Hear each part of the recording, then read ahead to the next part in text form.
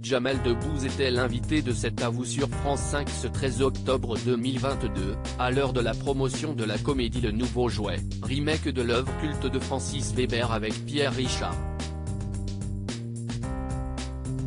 Après avoir répondu aux questions de l'équipe sur ce nouveau long métrage avec Daniel Auteuil et le jeune Simon Falliu, l'acteur, producteur et humoriste a eu le plaisir de se retrouver assis à côté de Didier Drogba.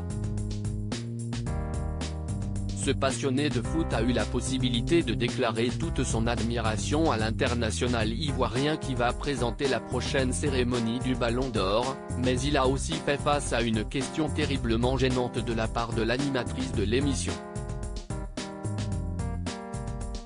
Alors que tous peuvent voir le beau trophée qui sera remis à une grande figure du football le 17 octobre prochain, Anne-Elisabeth Lemoine veut rebondir sur le sujet en demandant si le trophée posé sur la table est le vrai.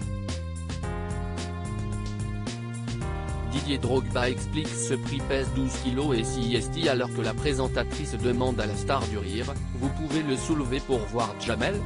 Ce à quoi, le comique rétorque, cache, pourquoi vous m'humiliez comme ça ?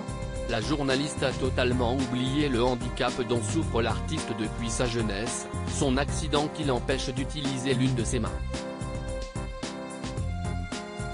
Souriant plus que gênée, elle tente de s'en sortir, « Ah pardon, merde excusez-moi. Oui, je suis nul ».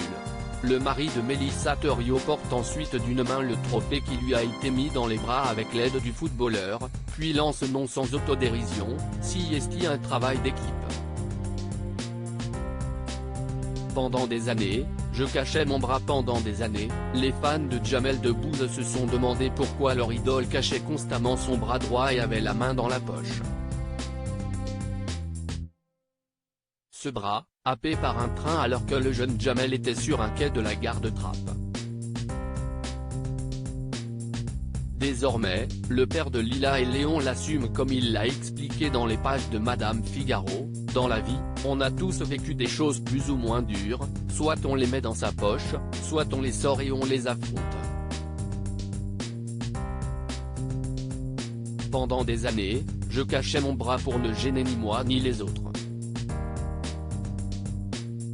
Et puis ma femme ou mes enfants prenaient ce bras et le sortaient, raconte-t-il.